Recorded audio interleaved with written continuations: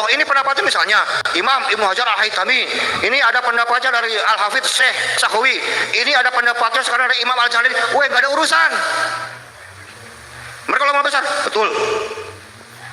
Tapi kita harus ingat ada sebuah kaidah yang sudah menggugurkan pendapat-pendapat para mujtahid. Ar-ra'yu bila dalil qat'in. Ketika sebuah fatwa tidak dilengkapi sekarang dengan hujah, dengan burhan, itu hanyalah sebuah pemikiran biasa. Yang kita selama ini keliru menganggap bahwa pendapat para ulama besar ini sebagai sesuatu yang sakral. Loh. Sejak kapan fatwa ulama menjadi sesuatu yang sakral? Yang sakral itu hanya Al-Quran, selesai, nggak ada yang lain. Kanjeng Nabi sakral itu pun kalau hadisnya adalah sahih ahad, masyhur dan mutawatir. Yang Loh. Sejak kapan fatwa ulama dianggap sesuatu yang sakral? Sejak kapan ya? Jadi Bapak Kiai ini menganggap kami yang selama ini mengikuti mengambil pendapat fatwa para ulama, menganggap fatwa mereka adalah bagian dari sesuatu yang sakral, kami keliru, kami salah.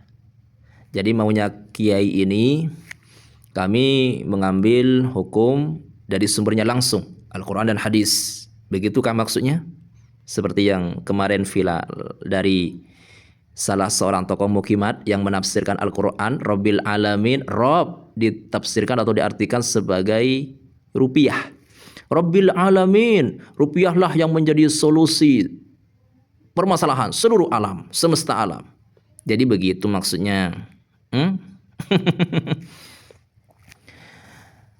Bapak Kiai menegaskan, pertanyakan, sejak kapan fatwa ulama dianggap sesuatu yang sakral? Yang sakral hanya Al-Quran, bukan yang lain, termasuk fatwa ulama. Bentar, mohon tolong ya Bapak Kiai yang terhormat, jangan pisahkan antara ulama dengan Al-Quran. Kenapa? Karena keilmuan mereka, apa yang mereka miliki, yang ada pada diri mereka, itu bersumber dari Al-Quran itu sendiri. Keilmuan para ulama bukan diambil dari Mak Lampir, Sundar Bolong, Nyi Roro Kidul, bukan dinukil dari kitab-kitab para dewa agama lain, Kiai. Keilmuan mereka itu bersumber dari Al-Quran. Maka jangan pisahkan antara ulama dengan Al-Quran itu sendiri. Sejak kapan fatwa ulama dianggap sesuatu yang sakral? Jangankan fatwanya, orangnya itu, orang alimnya, orangnya itu sudah sakral. Jangankan orang yang alim, orang muslim, orang mukmin biasa yang awam, yang tidak mengerti agama itu sakral, Kiai, mulia, suci. Apakah Bapak Kiai ini nggak pernah mendengar atau tidak pernah membaca hadis Nabi yang berbunyi, kullul muslimi 'alal muslimi haramun damuhu wa maluhu wa 'irduh. Setiap orang Islam secara umum, secara mutlak, jangankan yang alim, yang awam pun, atas orang Islam yang lain haram, mulia, suci, sakral. Apanya? Darahnya, hartanya, dan kehormatannya. Jadi jangankan yang alim, yang awam, yang tidak mengerti apa-apa, asalkan dia itu mukmin, muslim, sudah sakral. Apalagi orang yang alim, dan itu pun ditegaskan sendiri dalam Al-Quran. Allah Subhanahu wa taala berfirman, yarfa'illahu alladhina amanu minkum walladzina utul ilma darajat. Jadi Allah Subhanahu wa taala itu mengangkat derajat, beberapa derajat, bukan hanya satu derajat, beberapa derajat orang yang beriman kepada Allah dan orang-orang yang diberikan ilmu, orang yang alim. Al-Quran sendiri mengatakan seperti itu. Banyak.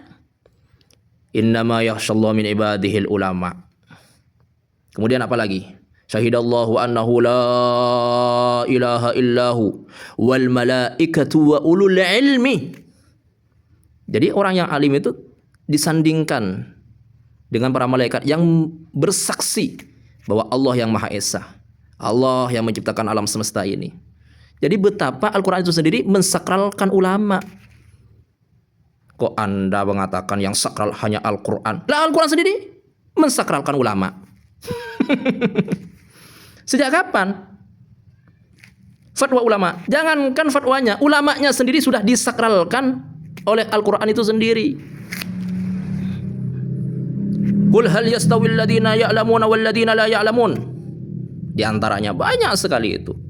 Apakah sama antara orang yang tidak memiliki ilmu dengan orang yang memiliki ilmu? Jadi Al-Quran sendiri itu mensakralkan ulama. Jangankan fatwanya, ulamanya.